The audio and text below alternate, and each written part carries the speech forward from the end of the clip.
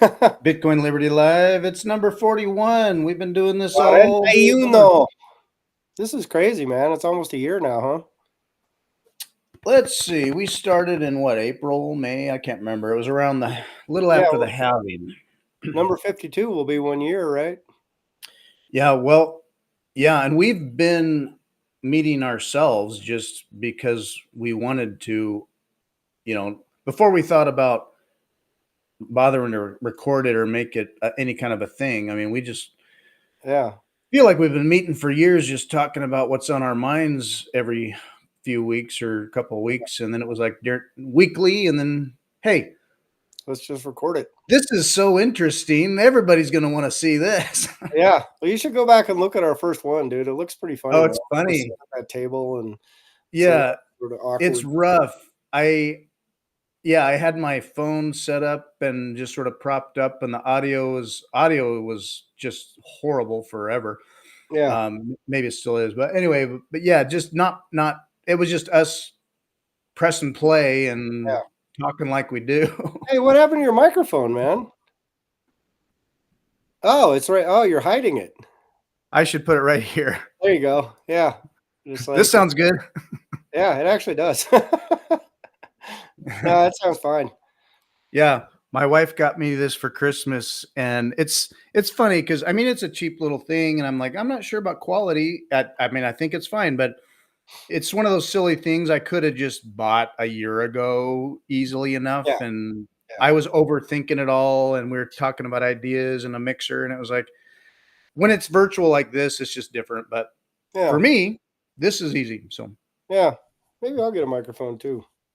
I don't know. I think our sound is okay these days. I mean, I think yeah, modern mics and these laptops and stuff are getting pretty good. So I one don't know. drawback, the virtual thing, it's like if there's any slight delay or the to prevent feedback, the talk over audio gap, sometimes I just won't hear talk over stuff. But I mean that's common in podcasts. So Yeah. Well, you get yourself if some it's not live, headphones. You fix that right up. I do yeah. have some bitchin' headphones, man. I got these nice Audio Technicas. I guess I could just put these on and make it look like I'm doing something. Yeah, I know. Yeah, when I'm in virtual meetings, I mean the look of headphones is clunky, but the you can hear everything and the Mm, sound is much better. Um, so much but better. Yeah. I mean, even the pros do the headphone thing Oh yeah. Well, often. yeah, you have to because you can hear yourself as well. So Yeah. hear when you're like making funny noises and grunting and groaning. I don't know. So Hmm. what's going on in Bitcoin this week? What's the You know, price at? well, yeah, it's dropped. Have you even checked? Well, let's have a little peeky poo. Mid 90s. I don't know. It was kind of, I mean, it's funny as because the macro situation, there's been a lot of crunch going on. Yeah. So for Bitcoin to keep hovering around 100K or drop to 96K as it is, I mean, comparatively, it's still a better asset to hold, even if you're looking at The uh, fiat stuff. uncertainty in the markets generally and whatever. But at the same time, I mean, I think part of what's even pushing that, my theory is that one thing that happened a week or two ago was that mempools were really clearing, the Yeah. fees were darn near nothing.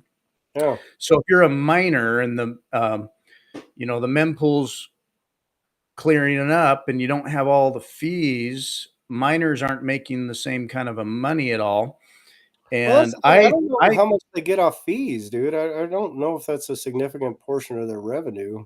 Is it? Do you you know? know, well, during the ordinal days and when the mempools are crowded and they're staggered out blocks ahead of time, fees were darn near a Bitcoin, like 30%, 50% higher than the actual subsidy reward. So the fees were a Hmm. big chunk. Oh, And now that they're darn low, like very yeah, low, free. Practically free. I think miners are struggling profitability wise. Not that they're doing poorly, it's just that it's not the same. Yeah. And if the BTC price is kind of flat and the fees are not there. I think miners are probably selling to grow or maintain. Yeah, probably. I Well, can they're see that. natural sellers, right? They're always natural sellers. So Yeah, miners sell steadily often. yeah, Now, some miners will say, we have liquid cash reserve, we hold our Bitcoin. Yeah, they're big guys are holding steady. I can imagine a lot of miners they earn and they sell, and they're keeping their business steady or growing maybe, but right. mining, I mean, when you do the math, mining remains profitable. It's just a really competitive business. So Oh yeah, for sure. I mean, it's a pretty brutal business. That's why I keep hoping more and more people will hop in and start solo mining like you're doing and I'm doing. And I yeah, mean, I love the solo Satoshi guys because they're out there pushing that idea. And it would be great to see like 50,000 Bitcoiners get in there and actually start mining instead of just sitting there like shit posting on Twitter all day. But who knows? I yeah, mean, maybe that revolution will finally come to pass. And I mean, if I think if you added that much raw hash, that was all solo directed and instead of pooled, it would be a good thing. I mean, it would really help buttress the network, I think. So, you yeah. know, but yeah, in terms Strengthen, of it looks like the fiat price right now is 96.5. So, yeah, it's yeah, just kind of hovering around. I mean, I was looking at my little trading indicators from back in the day. I still have them on my charts, and right now it's like I wouldn't be buying right now if people are saying, "Oh, buy the dip." I'm like, well, you might want to wait on that. But you can have those sort of real quick upward candles as well. And if this thing hits like 100,000, there's like some ungodly amount of shorts that are going to get liquidated from it. So it's fun watching the gamblers get kicked in the balls, but for me, I just don't pay attention to any of this stuff. I just kind of go, oh, whatever, whatever. I If it I goes down to trust, 20 grand, I'll buy a bunch more. If it goes up to 120 grand, I'll just sit there and go, okay, cool. Like it doesn't matter to me. Uh, yeah, me too, in a way. I trust the long-term future outlook, and when it dropped one day, like, I don't know, 5% or something, and I bought the dip, and when it dropped under 100K, and then as it goes, I know it seems weird, but if I buy it, the price will go down as if it matters. Sure enough, it kept crawling down a little bit, so oh I was yeah. like, "Whatever." But, I Well, can I show my little trading indicator thing? Do you mind? yeah, yeah. Let me Can you share the let's see screen how there? I screen share this. So this kind of goes back like a long way. Like back when I was shitcoining a lot, like I came up with this little indicator. I call it the Tindicator. But Oh, yeah. I mean, it's if you look at how it's designed, all it is an 18 simple moving average, which is the purple line, and then a 9 exponential moving average, which is the yellow line. And then down here, I have a 18 period RSI. That's a relative strength index. The thing is, most people, when they look at the RSI, they are looking at here, which they consider over bought, and then down here, which is oversold. I look at like this middle line right here, and you can kind of see like when it's staying above that 50 line, you can kind of see how it correlates with price action. Mhm. Like when you see these dips, you can see it dip down below that 50 line, but that also tends to correspond with these like crosses. And this is not unique to me. Like I didn't invent some amazing thing. Like there's all kinds of people that use exponential averages and exponential crosses. Like the Mhm. 50 and the 100 are pretty common ones, right? Um, but as you can see, like right now, this is typically a bearish sign. That's, if you're looking in fiat terms and thinking like a trader, Yeah. that little cross right there is telling you that the longer term simple moving average is there's more volume going down than there is in the short term accumulation upward price movement, right? Which is that 9 exponential moving average. So when these things cross down, I go, that's not a good time to buy, right? So like if someone's over here buying this dip and I go, oh, you got to buy this dip, I go, that's not a good time to do that. Mhm. And I usually, when I'm thinking about buys and sells, I keep it on a daily. But if you look at the weekly, we're still in a definite upward pattern. We're still above this 50 midline here. And these midline crosses are big for me because there's a trader, I can't remember his name. He's actually a pretty good trader. He knows what he's talking about. He made kind of a name for himself. God, I can't remember the guy's name, but he made a name for himself because he was doing these like trading competitions, and he racked out. He started with like a $5,000 purse and racked it up to like 250 grand in 30 days or something like that. And Oh, yeah, so I mean, it's a bit of a hustle, and there's a lot of luck involved in that. But if you just look at the general market structure, like right now, this was obviously an outstanding time to buy, right? Because like 16, 17 grand.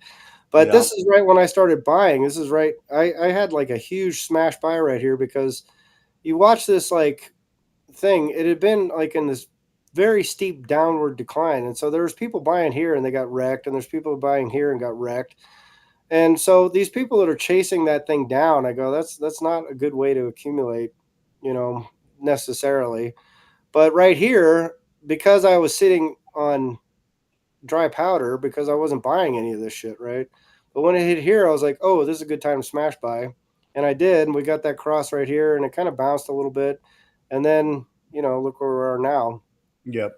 So the market structure, I think, supports continued buying, at least for the short term. But right now, as far as I'm not doing any buying. I haven't bought anything in, weeks, months, because, there's this chop period, right? And then when you start seeing it go up like this, you go, that's not a good time because you don't want to chase up. But yeah, I mean, that's sort of, for anybody who's interested or watching, I don't know if anyone's watching, it's a pretty simple way to kind of help time buys and sells. I mean, DCA is a great option. Like if you don't like thinking about this kind of stuff, you can kind of just sort of, just do a buy once a day, once a week, once a month, whatever. And you'll tend to outperform. Like there's a bunch of studies that say DCA, um, over the long term, you'll outperform most people that are trying to dip in and out by a pretty Mhm. good percentage. But that said, if you can do something like this where at least when you're buying, like I think I've said this in the past, if you go and time a buy where you're catching that cross on the way up, it just psychologically for me it feels better. I go, oh, like you just said, I know as soon as I buy that price is going to go down. Well, for me, it just helps when I look at my buys and I go, this might be a good time to like buy the dip, so to speak. But I can see Mhm. that it's on an up curve from there. And I can see that those trading indicators are changing. So I go, all right, well, I have a higher percentage likelihood that after I make that purchase, I'm going to see fiat appreciation. And I go, ooh, smart guy. And it just helps me because, I mean, even if it dips down below that 3 weeks later, at least I got that initial like dopamine hit of like, ooh, I bought and it went up. So Yeah. I think you kind of end up in the same spot, right? But Yeah. And it's funny because as I was learning, and so 4 years ago, I was like chasing it up, and then I hit a peak Bitcoin maxi Zen awareness about a lot of things. Still as a very much a feeling like a late early pleb. When it peaked back then, and then it was going down, my fortitude was just like, nope, I believe in the model. And you know, with my 80 IQ kind of approach to a lot of it, I was still DCAing as it went down and went down and went down. And then so like, what was it, 3 years ago, 2 years ago, when it dropped down at a low again in the teens, and it was a test of, mm, uh, I still believe in it and I'm still all in. But it is those harder conversations with yourself or with your wife or family where it's like, so you're still doing that? And I'm just like, yep. yeah, And I did buy a lot down at that low end.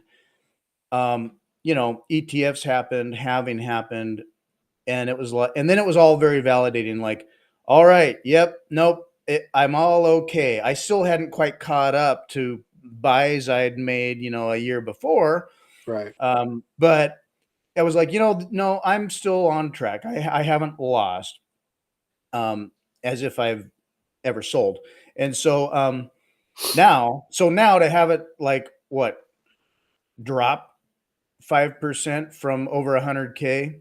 Yeah. For me, it's like I'm well ahead because I just stuck to it. So it's like kudos and all the honors in the world to all who held through all of this. And now I feel kind of burned in and galvanized in that. And I also still believe that we ain't seen nothing yet. And Oh yeah, yeah. so, Well, that's the sort of nice thing about it, like, because I was still shitcoining in the peak, right, in 21. Like, I dumped everything, right at that peak because of my little trading strategy, right? And then I just watched this market just absolutely collapse. And when I say market, I'm talking about shit coins and Bitcoin, right? And but I dumped everything, so I was just sitting in cash for like almost a year of just sitting there waiting and waiting and waiting and waiting and waiting. But when it came back, by the time Bitcoin hit that bottom was right when I was sort of getting like understanding Bitcoin better and on a deeper level. And that's where I went, oh, I should stop shitcoining. I should stop, trying to trade in and out of this stuff. But it also happened to coincide with like this market bottom where everyone, I mean, there was like all these Twitter dickheads that were talking, oh, it's going to go to 5K, 8K, 12K, whatever. And I was like, oh, I suppose it's possible, but my trading indicator doesn't look like that. So I'm just going to smash by and see what happens. And mhm, so I saved, I had like a lot of downside protection back then, is what I would have said at the time. Looking back on it, I'm like, well, I'm glad I had dry powder when it hit that, like, because I took a screenshot of it way back in the day on my phone.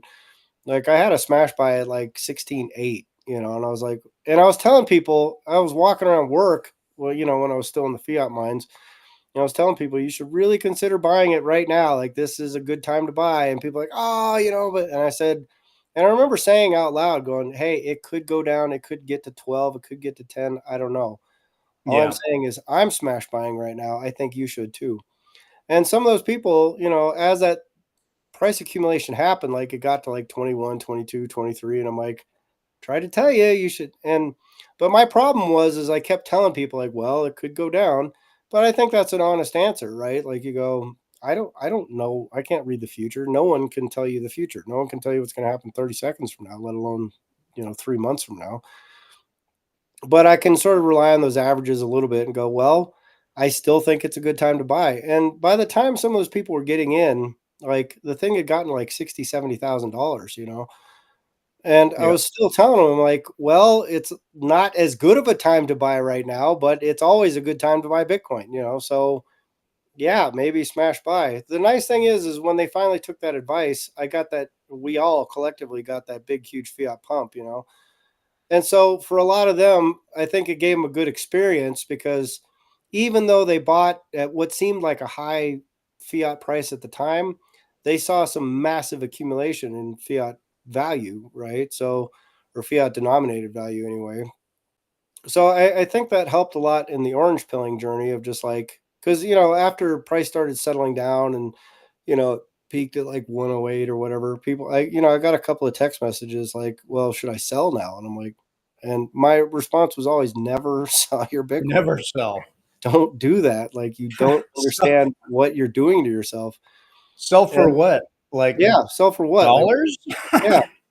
Well, it still boggles my mind, like, people are like, "Oh, well, how can I buy a cup of coffee with Bitcoin?" It's like, but Sailor said it 100 times, like, well, you would never say that about your office building or your house. Like, "Well, how am I supposed to buy a cup of coffee with my house?"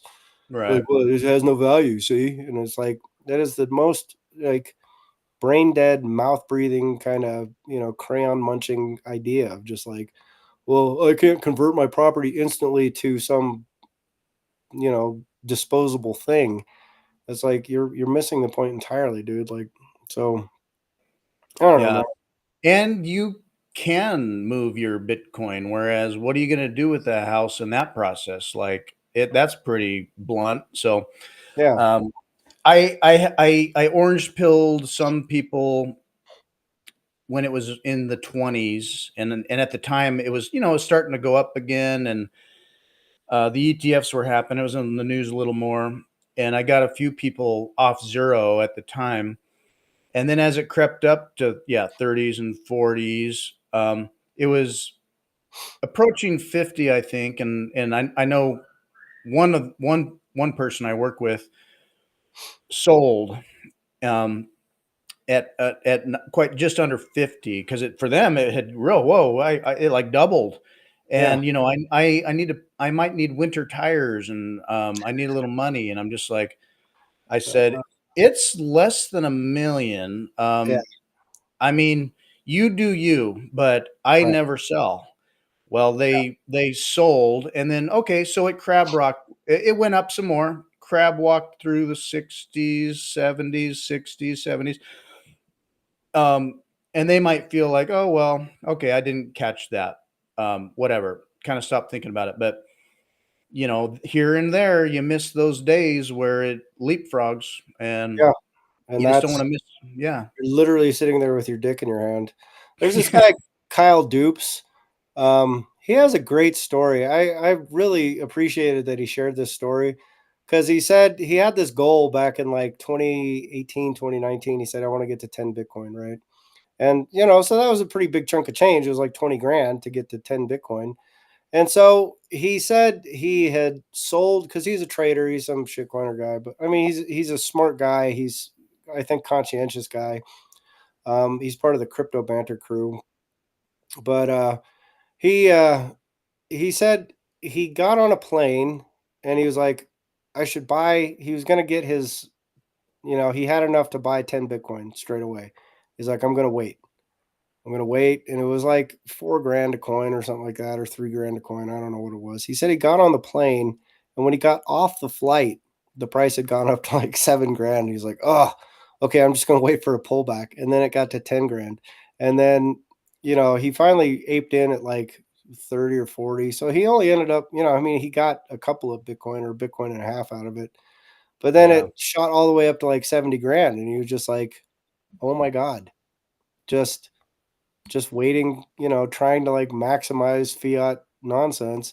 He missed out on his 10 Bitcoin, and he would have been Mm. absolutely crushing it had he got his 10 Bitcoin when he wanted to.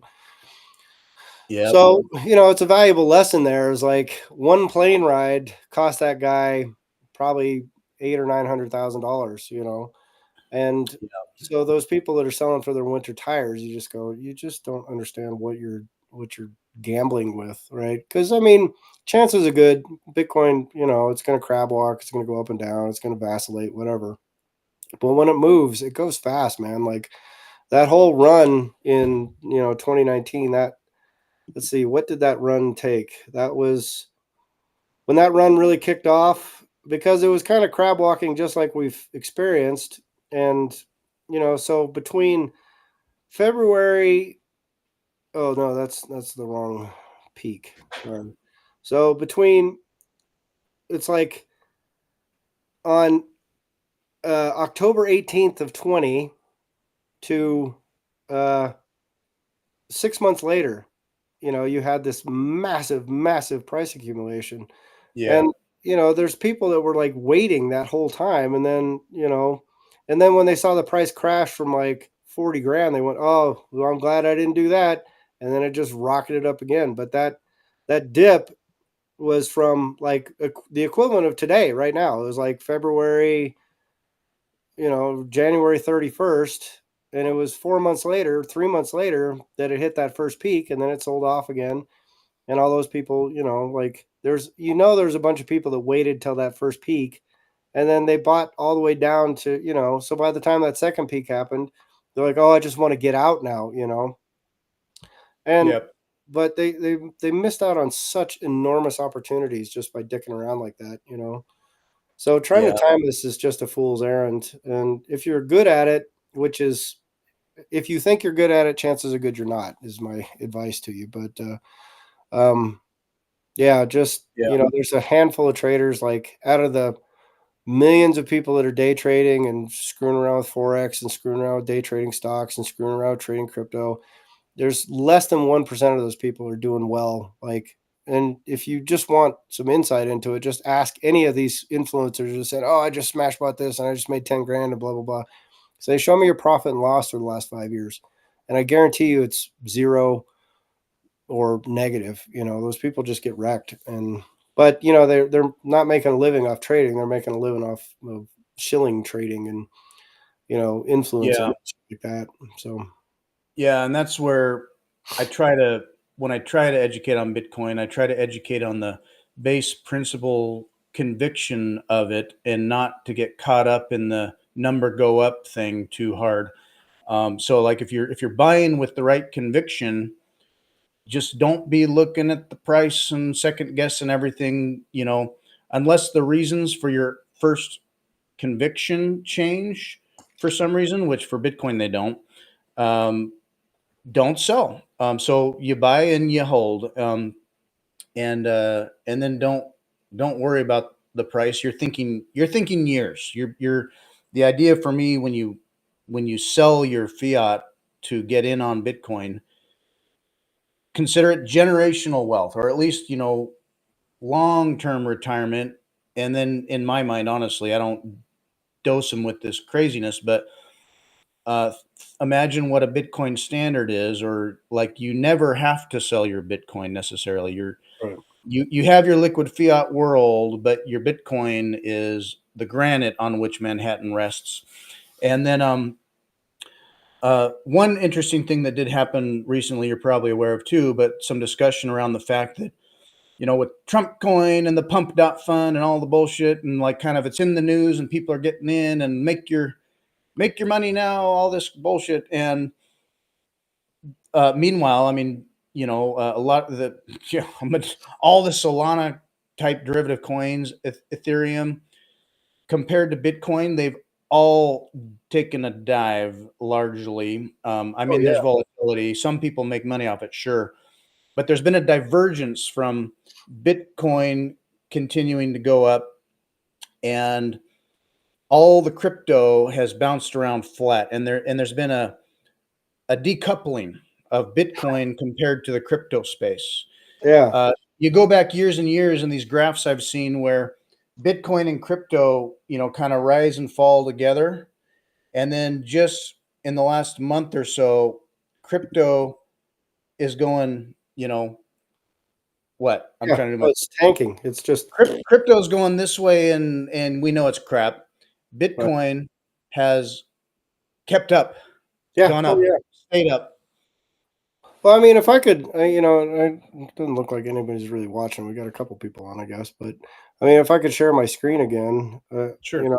there's a thing I would point out to people that very few people, I think, appreciate about projects like Solana. Like I would point out their revenue right here, their annualized revenue is 1.4 billion, right? But if you look at their earnings, it's negative 385 million. That doesn't work, dude. Like that will never, ever, ever work.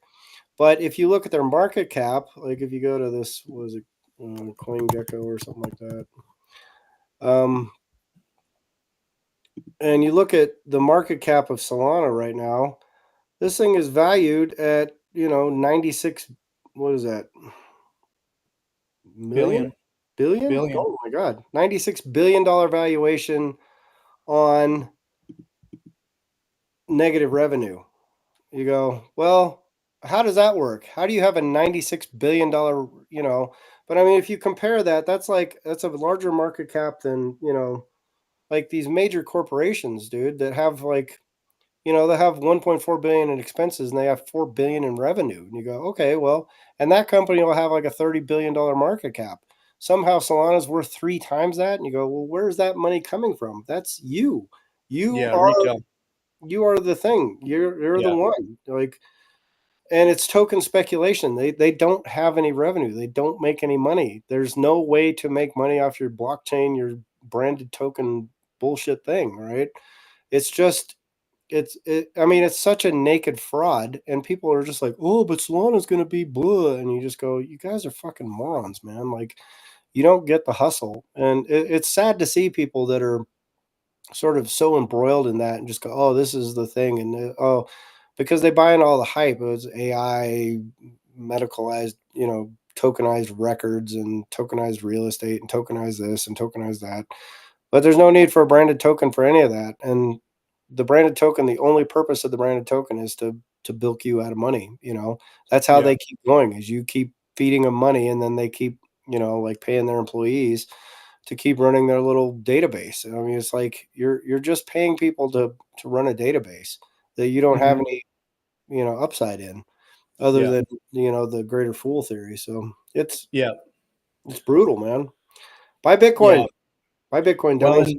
and because there's been so much news about crypto generally, yeah, there's others entering the awareness of this space, and so I'm getting hit with a lot more, like from family and others, general FUD about the greater fool theory, and there's no intrinsic value. It's backed by nothing, da da da da da, and they're conflating Bitcoin with all the other hijinks going on. Yeah.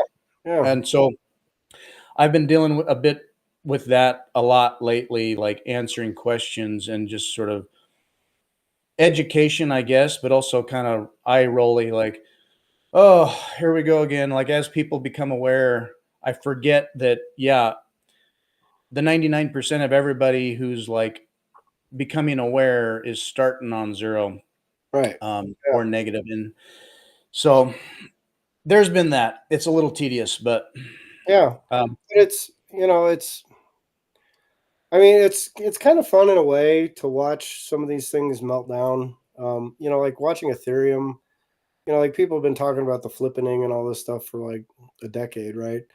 But yeah, right. watching Ethereum just absolutely shit the bed has just been hilarious for me. I'm sorry to keep sharing my screen. I'm going to share it one more time, just for the two Yeah. people watching. You can just see kind of what this is like.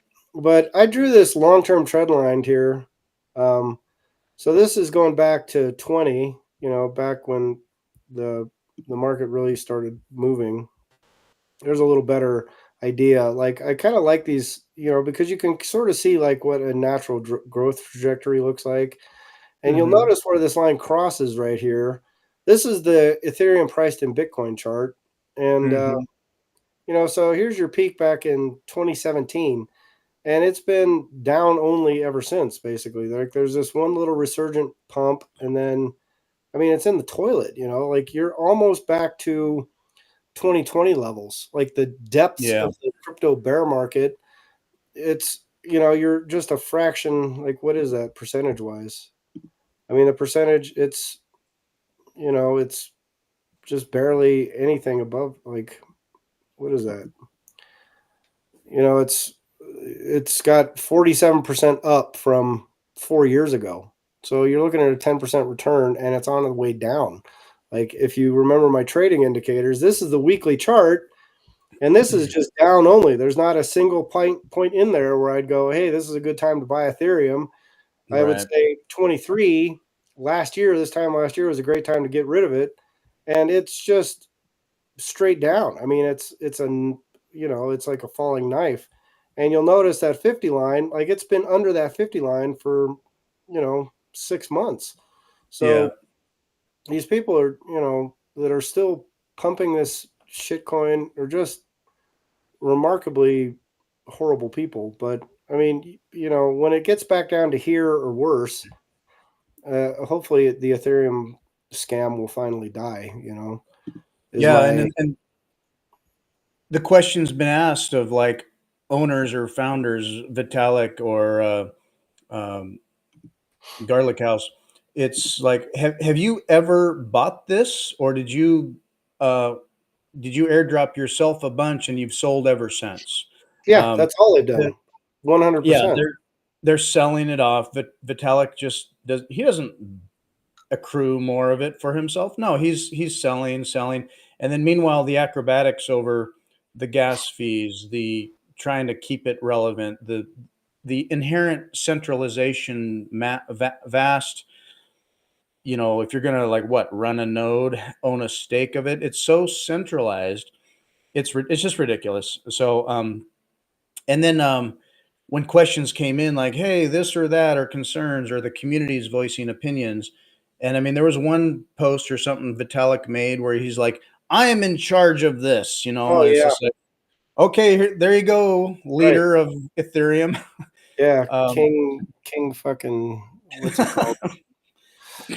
King autism, right? It's like, I mean, I guess, you know, if you can look at it and go, okay, well, the guy, you know, scammed his way to being a billionaire. But, you know, at the end of the day, it's just a shady practice, you know, like they know deep. I mean, they saw, I mean, Ethereum is probably the worst offender because they created the model of the ICO, right? They said, Mhm. hey, we can scam people out of Bitcoin and then we can make a bunch of Bitcoin by acting like we're a better Bitcoin. And that's been the model ever since. That was 2015. They came out, they scooped up so much Bitcoin on that ICO for Yeah. stuff that they just created out of thin air and gave to themselves and gifted to themselves, you know. And then they have the audacity to go around and crap on Bitcoiners for the immaculate conception of Bitcoin. And it's just like, you guys are not the same thing, man. Like that is, Mm. you know, and like XRP, the network, they just shut it down, rebooted or whatever. Solana's gone down more times than, you know, than a $2 street walker. So it's just shocking that they have. Well, I mean, I guess I understand why they have the audacity because they made themselves rich off scamming people. But Yeah. the fact that, you know, Bread Garlic Breath is now in talking to Trump and stuff is frightening to me. So I don't. I I have mean, hopes that, I yeah. mean, it's all swirling fog of war rumors around what's going on, but I just think I think Ripple is having a lot of voice sounding relevant, but I don't think they're part of the real what's being entertained. Um, I don't know. I think it's going to all go back to Bitcoin if they do it. And then now there may be, whether they're looking at some kind of a stable coin or where to go there, but Tether's the game in town, and Tether's ethics are pretty solid. Whether you like the business model or that relevancy much, they're moving to El Salvador, and they're solid Bitcoiners. Well, I don't know about that. I mean, those guys were running a naked scam for a long time. I mean, they just got lucky, I think, you know, and now that they've amassed so much wealth from getting lucky, because they were just printing tethers out of thin air too. And there was a big long time there where, you know, they were saying like, hey, we're big in corporate bonds and all this kind of stuff. And there were all these bond traders going, we've never even heard of you. What are you talking about? Like, where are you getting these bonds from? Where are you getting these treasuries from? What are you exactly holding? And basically, I mean, if you look at some of the early investigatory work on Tether, they were basically just printing tethers, buying Bitcoin with it, driving the price up, and then selling their Bitcoin to pay off the tethers they had made, you know. And they managed to wiggle through that little hustle that they were running and now legitimize themselves is sort of a testament to their resilience and their shadiness. But I definitely don't give them a pass on any of this stuff. Like, you know, the idea that they're somehow Bitcoiners. They're Bitcoiners because they buy Bitcoin, but they're not Bitcoiners like in the moral sense of it, like they earn their money. You know, they Mhm. ran a scam, they ran a crypto scam just like every other crypto scammer. And they were except they did it in kind of a novel way. They said, hey, these are backed 1 to 1 with a dollar. But I mean, there were probably times there where if someone had just bothered to try and cash out, that whole tether thing would have imploded, you know, and it would have been catastrophic for the entire, you know, ecosystem of Mhm. crypto this and crypto that. But you know, to their credit, they also provide a liquid market for Bitcoin to trade, you know, so you know, it's I'm not a big fan of that company and those people, but you know, I can see where they're headed, and I think what they're really kind of angling for is to become like, you know, the new global CBDC. You know, so I don't know. Right. Well, as CBDCs go, I mean, as a stable coin goes, I guess I like Tether better, or I hate it the least. I think the stablecoin thing is just a fiat kind of a service that Oh yeah, it's a I hustle, don't. dude. It's a It's straight a up yeah, hustle. but like Jack Mahler's has a weekly podcast, his mailbag on Tuesdays, and one of his recent ones, he talked up the Tether guys that they're solid Bitcoiners, and they are moving. I think is it their headquarters or they're making a main office in El Salvador and whether that's because of fiat thinking or not, it's solidly towards Bitcoin, but I mean, better than like USDC or these others. But I get it. The whole stablecoin thing to me is not a thing I play with. Yeah. But the government, I think, is looking at that. So, Well, I um, mean, they've now become such a big buyer of U.S. Treasuries. Like yeah, they've managed to go from like this really scummy, really scammy little ding dong operation that was this offshore sort of money like counterfeiting operation to like one of the largest buyers of U.S. Treasuries in the world now. So right. it's I mean, Government like that. if you kind of want to see like just how shady the fiat world works, there's like a prime example right there. So I don't, I think Bitcoin will eventually trounce all that kind of stuff, and God only Yeah. knows what sort of shenanigans are going on in the background. But Oh my goodness. So yeah, and that brings us to like, and Jack Mahler's had a good talk on this about a week or so ago, where he basically he compared it to um, stuff that as a world reserve currency since World War II.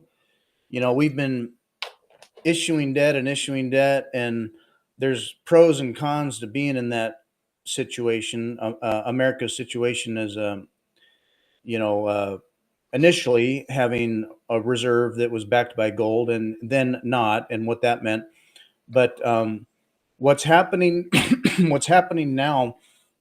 Oh my goodness, everything's swirling around Doge and the crackdown on U.S. aid, and they've not even hardly started. I mean, I we're on what day 17 or something, yeah, yeah, 2.5 weeks in on this administration, and we've got 1,440 something days left on one term, and yeah, this may, if we're lucky, this is a forever operation because we're recovering effectively since World War II. We're recovering from 7 or 8 decades of deep state enmeshed, shenanigans, yeah, hide the money, uh, take the money, hide the money, spend the money for what? I mean, criminal profit and warfare across the world. So, yeah, um, where this all goes, I've just been sort of giddy day by day. I mean, horrified and also just amazed at the unmasking going on, the yeah, gopher heads popping up. So every gopher that pops up his head, I mean, Bernie Sanders or whoever, all these like liberals, you think for the people, right? And yeah, they're like, no, no, with, you know, babies are going to die. And it's like, have you looked at what this money is? yeah, And the unaccountability, the obfuscation, we don't even know. And right, it's billions. yeah, And we're doing it because we're saving babies? I yeah. don't think so. There's no babies No. being saved right now. I mean, there was a great Twitter post was going around, like they were showing pictures of like terrorist groups and these guys holding like RPGs and they're standing in front of like a USAID blanket, and it's just astonishing for me because I've been very similar to you. Like I've been this sort of like kind of permagrin, just like I can't I believe this. can't believe this is Yeah, happening. this is actually happening because I swore up and down. I was like, this is never something like this will never happen in my lifetime. Right? I never thought that I would see the day where someone would just come in like a bull in a china shop and just go, enough's enough. We're getting rid of the grift. And like to your point, we've had this sort of fiat, you know, like the reserve currency status since 1945, basically, right? But the thing is that the gold exchange, the Bretton Woods thing, like you could just look at the balance of accounts in 1952 and go, oh, this isn't going to work. Like, and so they kept that game going right up until 1971. They just kept playing their little fiat games and funding Vietnam and but all those guys were just enriching their contractor buddies. But it was 1971 when they finally came off that the only incentive left for anybody in Washington D.C. is to just scoop up fiat dollars.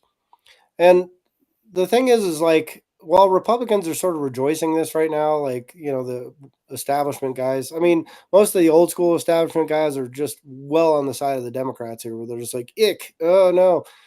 But it's because they're just as corrupt, and they've been just as corrupt for just as long.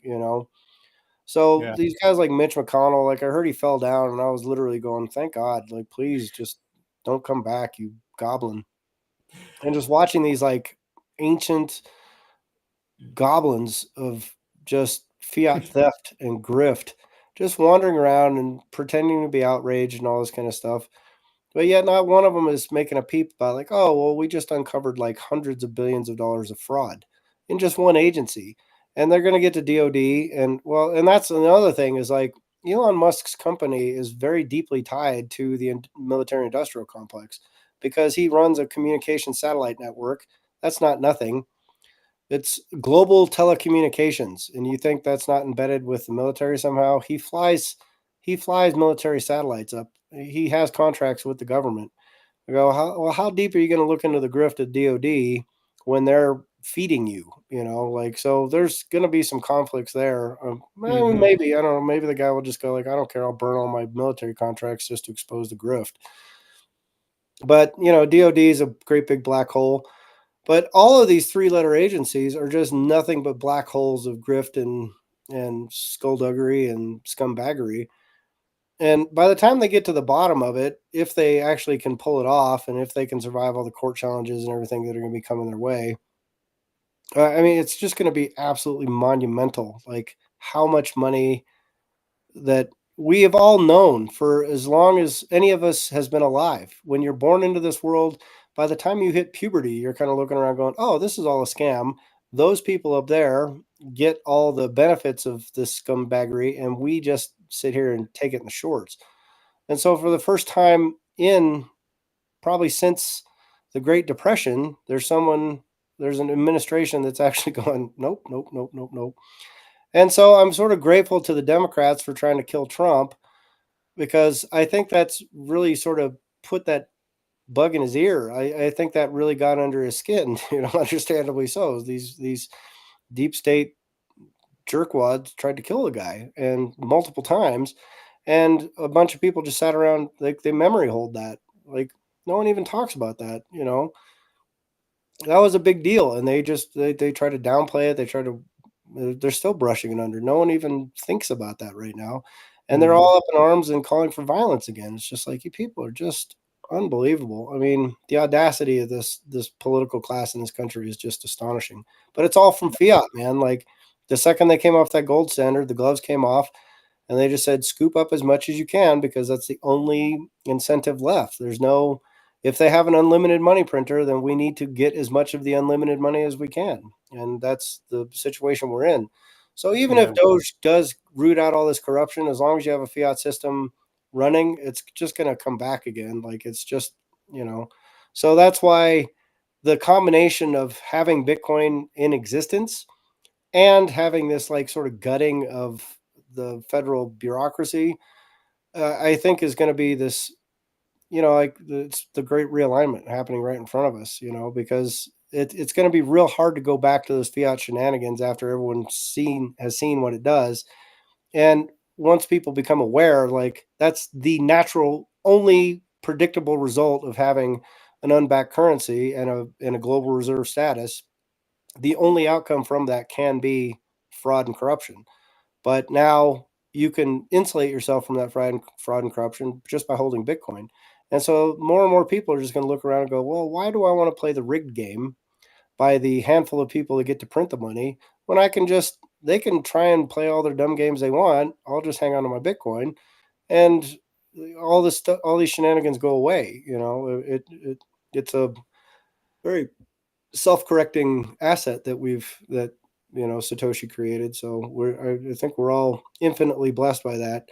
But the combination of the two has just been so astonishing. It's just like just sit here and go like, I can't believe this. This is amazing. And Yeah. yet It's like somehow a, or another, my sister texted me, is like, "Oh, what do you think about the coup?" I'm like, "What coup? yeah. You mean like the Kamala thing? Like, you mean when they deposed Biden?" And I think she's talking about Elon Musk. And I'm like, I think you Elon Musk's coup on our treasury and that they're all going to enrich themselves out of this. That's the concept. yeah, well, it's just bizarre. I go like, how are you not even just slightly interested in the fact that they've uncovered hundreds of billions of dollars of fraud in just one agency? Like, how does that escape your notice? Not to mention, like, I think you should look up the word coup. I think you should look up what a coup is and what a coup d'état means, and it's got nothing to do. Like, that is a director. He's a director of a department, and guess who gets to appoint directors to departments in the federal government? Like, it's very clear.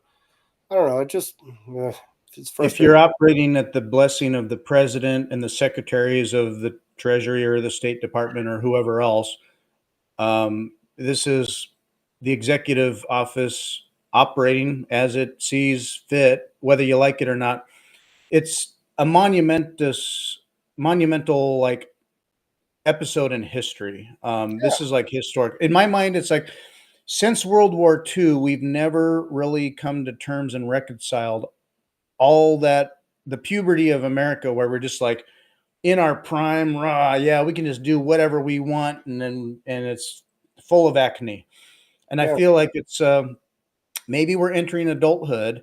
If there was not Bitcoin, it would just be a good exercise in awareness and cuts and fixes, but we're still stuck in what approaching 40 trillion in debt that we can't unbury. right, With Bitcoin in the mix, um, Bitcoin can eat that up with all the tariff trade wars, the money printing that has to maintain it and stuff like, economically, what I see a lot of money doing, people paying attention as they are, the smart people. It's like, well, this is all a mess. Oh, geez, prices and whatnot. Where do we put our assets long term? We want the hardest, most secure thing. What is right. that? Yeah. I think Bitcoin benefits out of all this. Yeah, what's funny is I think if they actually got the federal budget under control and they didn't have to rely on expansionary monetary policy to fund the government, I think that's actually bearish for Bitcoin. That's problematic, and especially in the short term. There is no incentive for them to do that. There is no incentive for them to not, create more than they need, just because that is the fiat concept, right? You get something for free. You get productivity, you get the benefits of people's productivity just by printing little pieces of paper. So there's a massive incentive misalignment there. And as long as that exists, I think it's always going to be bullish for Bitcoin. But if they somehow magically got this system to run in a way that was fair and, like there was sound, like a legitimate sound money paradigm that somehow could be achieved without Bitcoin, which I don't see how that can happen. But let's just make believe for a minute that somehow the brilliant minds at Elon Musk's Doge and everybody all collectively came up this way to make a sound monetary system that that that people could trust indefinitely, which is Bitcoin, by the way, just to be clear. Right. But let's say they could invent something like that, Bitcoin evaporates. There's no need for it at that point. The funny thing about that thought experiment is you go, well, what's the likelihood that's going to happen? Zero. I mean, like, we've been in the fiat world for so long, and there's so many entrenched interests and so many, like Elon Musk himself benefited greatly from the fiat world. Like, I don't think Tesla exists without fiat. I don't think SpaceX exists without fiat. I don't think iPhones exist without fiat. So it, I don't know. I mean, but like I said, if they actually did manage to get this thing ironed out, like, Bitcoin's going to get harmed by that, like in terms of fiat price accumulation.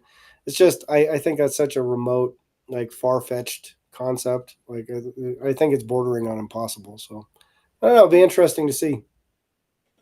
Yeah. I mean, it seems like the Fed's going to have to print money.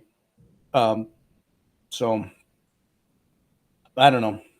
I'm not sure what's going on. It's so new. It's such new territory that I'm just day by day kind of looking at what's uncovered and Yeah. society's reconciliation of it all. A lot of what I would call crime. So No, it's 100%. I mean, it's all at at at the basis level, it's just immoral. I mean, these people know what they're doing. The Republicans and Democrats both know what they've been doing for the last 50 years, because they've all been in office for the last 50 years. I mean, these people are, like, it's like 70% of Congress is over 70 years old. These people are just deeply rotted to the core. Hmm. I mean, it's boomers, right? So, and boomers are just like this. I don't know. It's I think one of the funnest things to watch through this whole thing, though, is watching the Democrats try and cling to their old playbook. Like, they're Yeah. just so enamored of, like, well, this is the way it's always been, so I can't change anything. I mean, they just cannot get out of their little bubble, and they're just driving their party into the ground, dude. I mean, like, They may be done. I yeah, mean, I mean, like, this is, especially with the money, with if the money is cut off and the defense and the arguments on their side become more and more like irrelevant and ridiculous, I think people are just done with it. yeah, already, dude. I mean, like, when I hear these people sort of raging against it, like Elon Musk is having a coup and all this kind of stuff, I'm like, do you realize that, like, close to 60% of the United States population voted for Trump and the Trump administration. But that means there's another, like, significant swath of the population that fundamentally aligns with what's happening. They just can't be bothered to vote or go out and think about it. But if you asked them, hey, do you think it's a good idea that they've uncovered, like, all this fraud and waste, and they're going to stop it and they're going to start spending money on America? I think the overwhelming majority of Americans will go, well, yeah, that's a good idea, right? So there's, like, this little fringe minority of Democrats, and it's a shrinking island. And as they lose more and more control of the media organs and all this kind of stuff, and as more and more of the New York Timeses go out of business, like, that pie just shrinks. And so what you're going to have left are these. It's just like when the East Germany collapsed, and the Stasi and all these people that just wielded this enormous amount of power and control over the population. It just evaporated. Like, it just went one day. This guy could be the most powerful Stasi, agent in the world that could just instill fear in people and shut down, criticism and have people jailed. To the next day, they're just like some guys delivering milk. I mean, that's how impotent these people are becoming. And I'm so grateful for it right now. I'm just, like, watching it going, like, I can't believe this. Our Stasi are getting wrecked. This is our East Germany moment right now. The wall's coming down. What's sad is that so many of them already and for years have made so many millions off of it, and they're like, you know, you could just go away and your whole family empire is fine. You stole yours and you got away with it. Right. Um, I um, yeah, I just hope it continues and continues. And then Brett Weinstein on Joe Rogan, it's been shared a lot, but he had a metaphor to all this where, like, basically a meteor has hit the planet and all the deep state dinosaurs are just like, nope, nope. You know, our lizard world is the only one, and Yeah. it's a good one. Um, and they're dinosaurs, Yeah. and they won't let go of it. They're flagellating right now in denial. Yeah. And so with that denial, there's all kinds of crazy arguments, and that US aid meant aid. Right. and Well, it aided somebody. It was aiding a lot of people in money laundering. Like, yeah, and fronting CIA stuff, and just, yeah, spending money all over the planet on whatever covert operations they wanted, yeah, while they enriched themselves. yeah. So yeah, it's not aid, and I think it'll take time. But if we just, that I tree is mean, no longer getting watered and branches are going to dry up. It's sort of like, when maybe it just takes time, but when you get over that and you realize the show is over, folks, can you go away? If you're not being, now some of it's going to hang off them because they're going to be criminally prosecuted, I would hope. For others, it's like, will you just go away now? You got rich, you stole. yeah. Um, Just go enjoy the maybe fruits of your theft. Yeah. go enjoy the theft you got out of all this time. For others, maybe they all need to go on an island somewhere and just, Yeah. Well, go speaking to of the. islands, there's been, like, increasing calls for the Epstein list to come out. That is Yep. gonna like there's gonna be, I think Bill Gates is way up there on that list, and but if you Adam, uh, Adam Schiff, yeah, he had Schiff, another one where he's like all kinds of 200 communication. and 240 something emails between him and Epstein. Boy, I wonder what they talk about. Well, I mean, they're probably sharing recipes, right? But it's like this the depth of this corruption is so it's so hilarious because Trump ran on like I'm going to drain the swamp on his first time around, and he was absolutely he just went, oh whatever, what's the swamp, I'll just get my swamp guys in here and we'll just keep the game going. But I think they fafoed this time around because he's running again, and they threw every dirty trick in the book, and the guy came out on top, and it's like you've been sitting there just like kicking the biggest brute in school who just happened to be like kind of, and all of a sudden the guy just withstood all of your assaults, and now he's turned around and going, okay, my turn. And you go, oops, maybe I shouldn't have done all that. Maybe I should have just kept my head down. Maybe I should have just, because they could have played by the rules, or they could have at least made a show of playing by the rules, and they probably would have been fine. But now, literally, because they're so obtuse, they are now. I mean, like the WikiLeaks thing that just came out about the Clinton Foundation and all the money they were getting from USAID, and Chelsea getting all Haiti. that money. Yeah. Yeah, I mean and people were screaming about that back in the day, and when that stuff starts coming to light, like these dynastic families that kind of felt like they were royalty somehow in this country are just going to get absolutely shredded, and I don't think it can happen soon enough. So Yeah.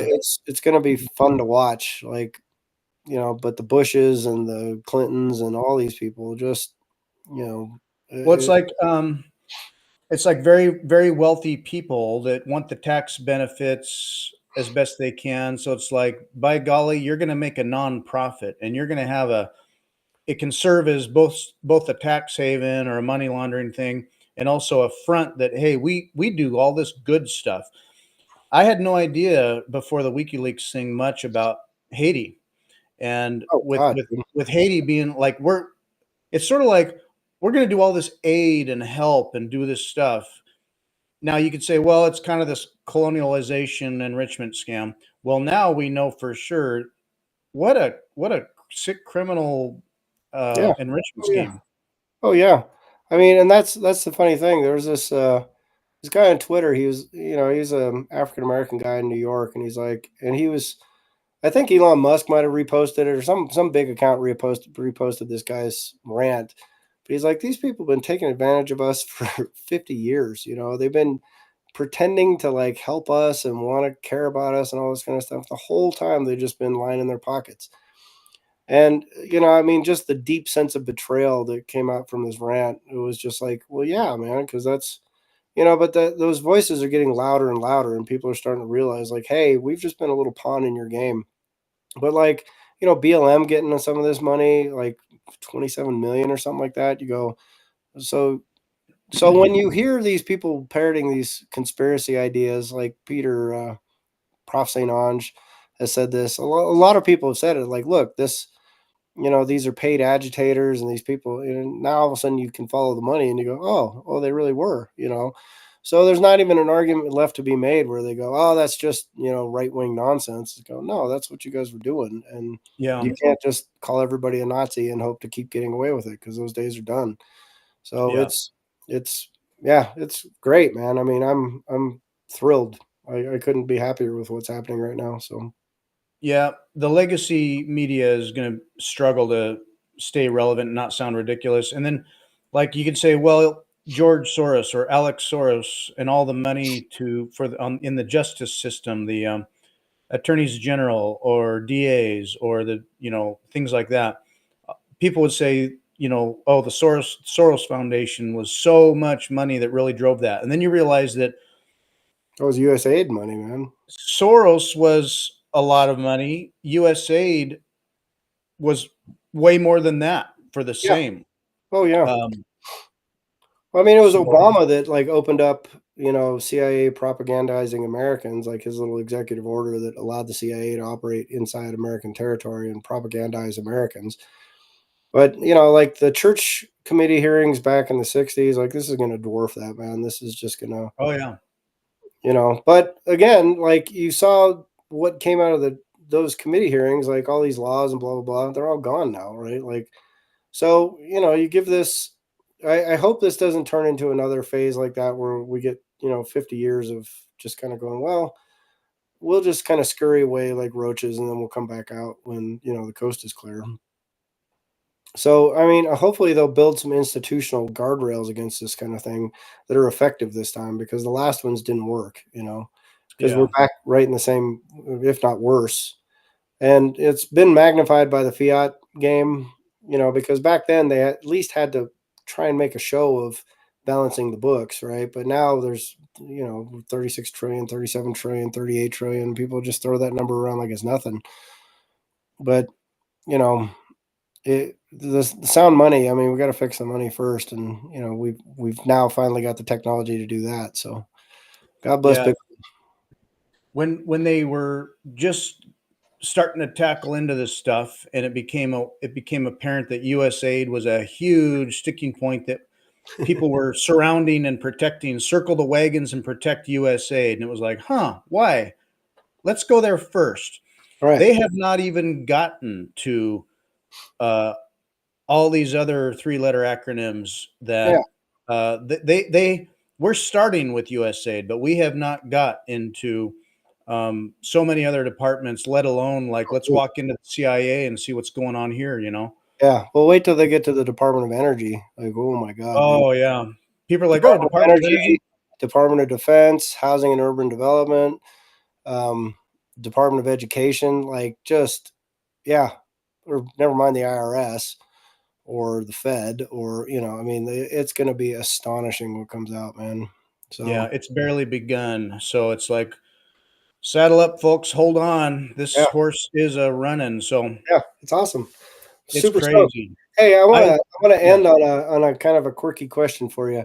If you could only pick 3 guns that you could own forever, what would you pick? So the 3 main types for me, there's kind of general home defense that's practical. Like apocalypse, zombie apocalypse, end of the world. You only get to carry 3 guns forever. 3 types of ammunition, 3 types of guns. What are you bringing? So for me, the 3 types would be, okay, so what's multi-purpose, what's concealable, and what's long-range accurate. So on one hand, general, for me, I thought about this years ago. Multi-purpose general home defense, a good short shotgun, like a Remington 870 Express or a Mossberg, whatever. So like, I've got basically a legal pistol grip style pump action shotgun, like 12 gauge. Oh, like the Shockwave? Shockwave. I've got the Shockwave. Yeah. So short, easy to store, and various options between the rack of the thing alert to, you can have a bird shot to start or a buckshot to help finish, and a slug if you need it. So really, a shotgun's always a good cover the grounds. Yeah. For day-to-day little concealed carry, I mean, pick what you like, what you want to deal with, but something small and slender, whether that's a little revolver, like a hammerless airweight, or something of that style, or if you like the semi-automatic, I mean, 9mm 40 caliber, easy to handle and simple. With Glocks, you can have long mags if you want them. Glock feels clunky to me. I like the Smith & Wesson M&P 40. I know others, people have their preferences. What was that one you were looking at, the new company? I hadn't heard of that. There was one you were looking at. I can't remember the name. Anyway. Canic maybe? Canic. Yeah. Could have been. I don't know. I think I'm going to pick up a CZ. But anyway, CZ. Yeah. continue. Yeah.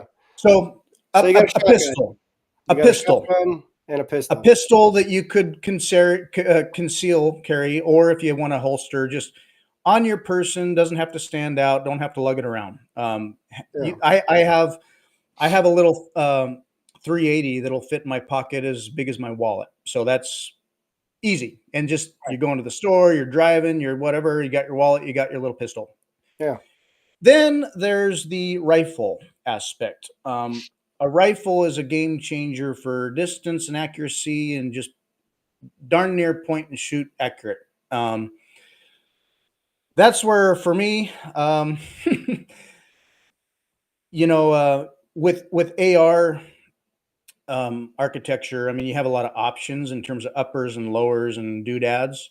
Yeah. I mean, good solid AR. If you like the 223 or if you do a different caliber, I mean, 223 is pretty standard and common, and the AR framework gives you a lot of options. I don't have a preference. You can also, for cheaper and perhaps more tolerance or dirtiness functionality, you can buy cheaper stuff through third-party sellers or places that sell older Russian stuff. I mean, you can get an AK-47.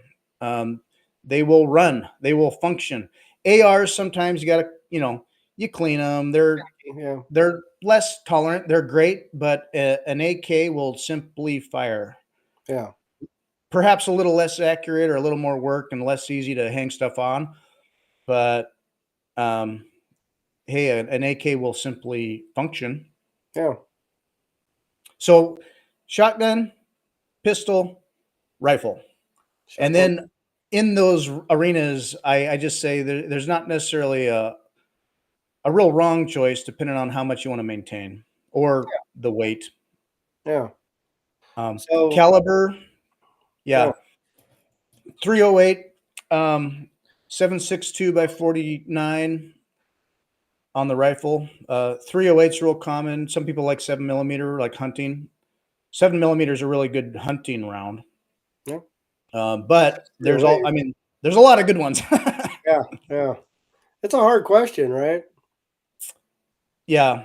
I mean, I've got a variety of all of it without disclosing a lot about it. I just I've dabbled in a lot of it. I mean, you can get there's a Saiga shotgun, semi-automatic shotgun that I think it's a Russian make, but it's called Saiga, Saiga.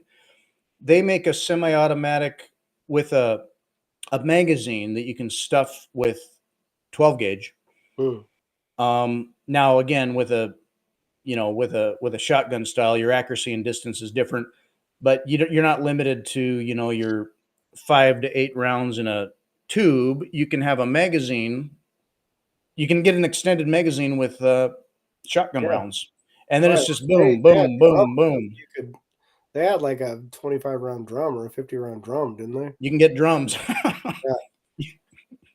Yeah.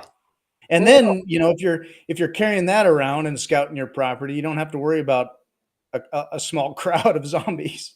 Right. Yeah. Well, theoretically, I don't know. But it's heavy. So you're talking 12 gauge rifle and like a 9mm, basically. Yeah. Some people prefer the 9. The terminal ballistics on a 9. 40. I guess you said a 40, right? Well, I have a bunch of 40.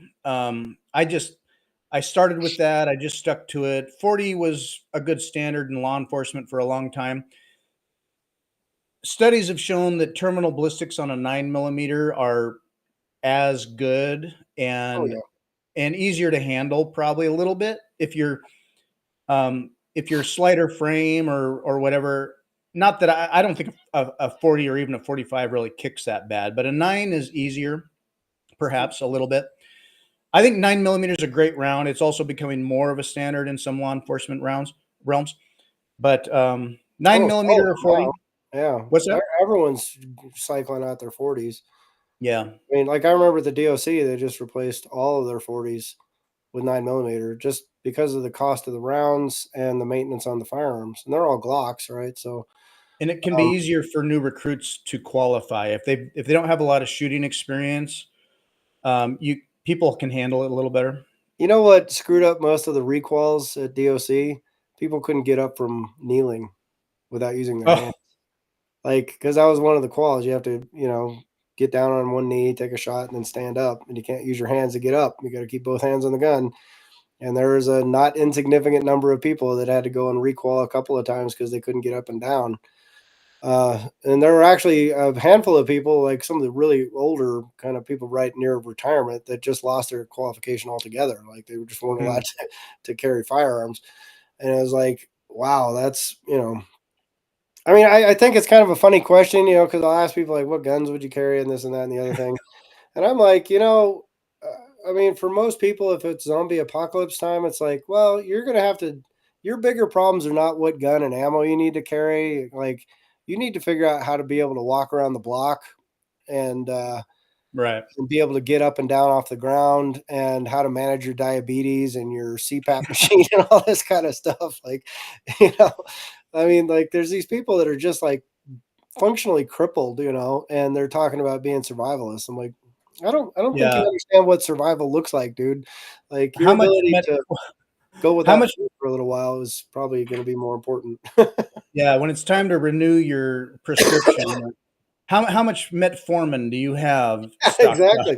Yeah. Do you have your metformin? Do you have your high blood pressure medication? Do you have your Yeah. heart medication? Do you have like, yeah? So you got some bigger issues in front of you.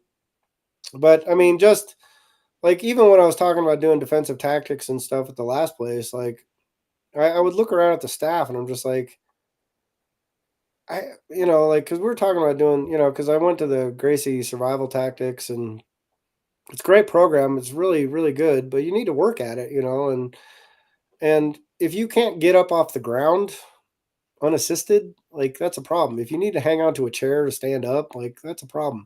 If you can't run a mile, that's a problem. If you can't run a mile and then get in a fight with somebody, that's a problem. So like Yeah. there's no tactic I can teach you that is going to overcome your physical limitations, right? So I don't know, but I mean, I've been kind of asking myself the question, which was why I asked you about the guns. I was just like, I wonder if I could just pick three, what would I take, And but then if you really want to make it tough, you go, okay, you only get one. You can only carry one gun and one ammo, and you have to carry the ammo. What are you taking? For me, for versatility and being able to function in society without drawing ire and just see a lot of it is going to be there could be a big breakdown of various kinds, and in your local community most of what's going to help you out is being able to be trusted, have relationships, be cool, and not raise attention. Yeah, And for I agree. me, that's a small conceal pistol. You can always have it. It doesn't have to. You don't have to open carry. What You ammo? you oh so like 99.99% of the time you put it in your pocket and you walk around. You're not drawing it. You're not showing it. You're not using it. It's just there. Well, this is So this is the this is the apocalypse is upon us. The zombies have arrived, and you get one gun and one ammo. Like all the ammo's gone. Whatever you have on you is what you get. What are you taking? hmm. Like you don't have a reloading bench. You don't have a community around you. You're going to be trekking across the country trying to find, haven, haven land where all the other smart people got together and are buttressed against the zombies. You get to carry one. You want you want ammo that's out there in common. And That's what I'm saying. There is no ammo out there that's common. What you get is what you're carrying is what you got. yeah, well, you're gonna scrounge or whatever. To be honest, a 22 is not reliable, but it's certainly small and cheap and around and available. You can get little 22s. I personally like the 40. Well, just I'm biased because I just got a ton of the ammo. I might say a 9mm. Well, how much 9 millimeter do you think you can carry on your person comfortably with everything else that you need to survive, like a tent and a sleeping mat and a axe and a shovel and whatever else you can fit in a backpack? I mean, basically, you're gonna backpack and bug out, and that's all you get. And you got to take care of your family, and so you got Yeah. to fit your clothes, you got to fit your cooking utensils, you got to fit your water purifiers or whatever it is you have. Like, I don't love Glock, but it's very robust and standard. And you can have long magazines that will fit no matter the size of your gun. You can have a long extended magazine. So you could have in different sizes of magazines, it'll all be compatible with say a smaller compact 9 millimeter Glock. So you could have, I'd say, call it a 9 millimeter Glock with as many extended magazines as you want in your cargo pocket or on a belt or something. yeah. Um, So you're gonna carry what, 120 rounds with you? Let me think. An extended magazine, say you got 25 rounds, you got a couple of 30, those. I mean, you could 30. easily carry 50 or 60 rounds. Yeah, but I mean that's all you get for the next 10 years. Like, what are you gonna do? Well, Better use those 50 rounds judiciously. right. And then there's always I mean, now if you're moving, this isn't practical, but people do reload. You might Well, as well no, just have a, that's a hypothetical right here. There's no reloading. You're yeah, not going to carry your reloading bench with you if you're trekking across country with your family in tow. Like, you're walking. This is the road. You remember the road? Like, yeah, you're out there with a backpack and your kid, and that's all you got. You got the jacket on your back, and I mean, that guy ended up with like a revolver with one round in it or something, right? Like, yeah. I mean, And if pretty desperate times, I guess. But a revolver, excuse me, a revolver is the most tolerant. Like it will simply fire and turn without a lot of, it could be dirty, and revolvers are more robust. Then again, you've only got 5, 6 rounds. Um, if you know if you're limited on ammo, you might make sure you carry a caliber that every round is going to count. So you got a 357 Magnum. yeah, maybe. um, I've Well, I I've mean, if you figure like 1,000 rounds of 9 millimeter is going to weigh about 30 pounds, right? So, like, your average, like, a soldier can load out what they carry 60-pound rucks, right? And those are young, super healthy, super fit people. And a 60-pound ruck, they're not going very far with that. I mean, they might get 30, 40 miles, 50 miles, something like that. Some of those ranger guys that get out, force recon and stuff like that, they might load out 30 or 40 pounds, and they're going to be out for like a week. So if you think about yourself and like, I don't know what sort of load bearing capacity you think you have, but I mean, aside from the 40 pounds of flabber I'm carrying around, but I think of those as like meals previously eaten, right? Like, that's a lot of calorie density that I'm just carrying natively under my skin. So I can go probably 6 months without eating a bite and I'll be fine. But in terms yeah of, like, as my fat melts off from all the walking I'm doing, I guess my pack will start feeling like it's lighter as I go. So, I mean, maybe I could carry a 40-pound pack around, and, as I burn off all my fat from carrying my 40-pound pack, I'll still have 40 pounds left. But, you know, yeah even I'll a lose very 40 pounds of fat small. and still I'll feel exactly the same with a 40-pound backpack on. So, Yeah, and like if you're thinking medium longer term on ammo, and even just a small ammo can full of whatever you got, 20, 30 pounds, say, I don't know. It's steadily heavy.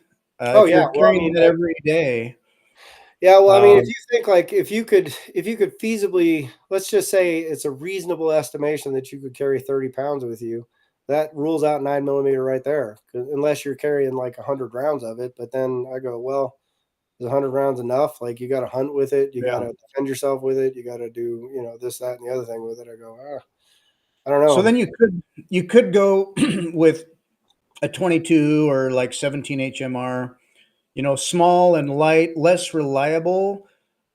A 21 HMR, they make revolvers for it. There's also rifles for it. Those can be darn accurate. They're kind of like varmint rifles, but I'll tell you, it's a major deterrent to any two-legged animal. Oh yeah. So if all you need is to make a little hole, I mean, you can kill with it, and it's certainly a deterrent. Well, you can certainly. Um, I mean, you can kill with a 22 short. Like oh yeah. that's enough. But I don't know, So man. I'd probably just take a 22 long rifle revolver, like nice and yeah, simple, won't break down. And I mean, like 5 pounds of 22 long rifle is probably 5,000 rounds. So yeah. I mean, Rim, that's going to give you a lot of options. rim fire rounds are less reliable, but if you don't mind having to do a cycle when it doesn't work, Well, that's why you they do the work. revolver because it doesn't go bang. You just go click again. It just Yeah, next one's in line. I yeah, mean, I used to have this old Spanish 22 revolver. It's a complete piece of junk, but the thing was the hammer strikes were so light. Like you go click, nothing, click, bang, click, bang, click.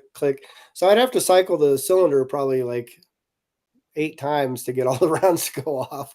But I mean, even that, like it was an old, like it was a dirt cheap. I think I probably got it for $25 or something like that.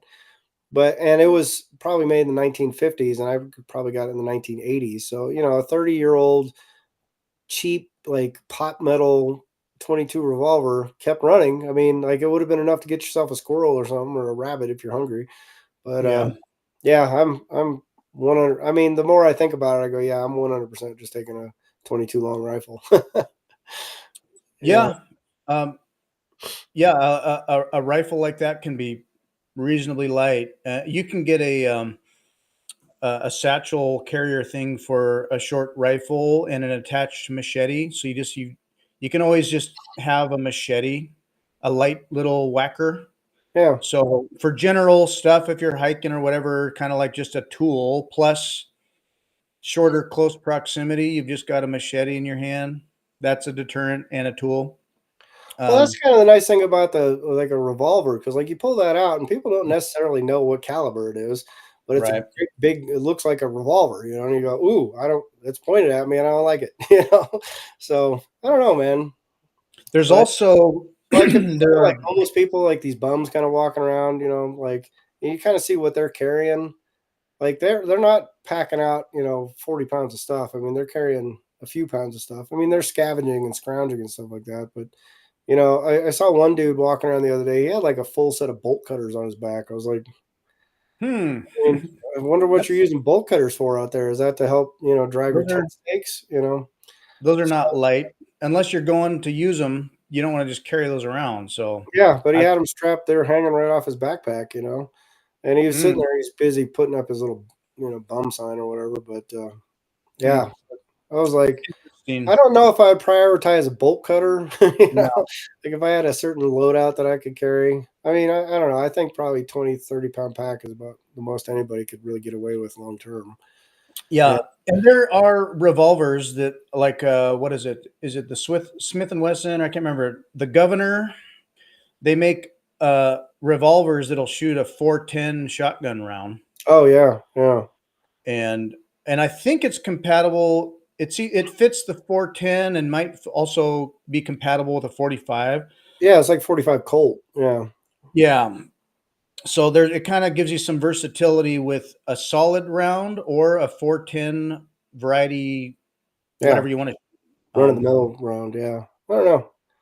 Interesting I stuff. I thought about I had thought about getting something like the Governor, like they call it like a snake gun, but you can pepper spray birdshot or a little buckshot out of a 410 round in a revolver. Yeah, yeah. This might not be bad. I don't know. I'm gonna keep thinking about it. I'm gonna come up with my end of world pack.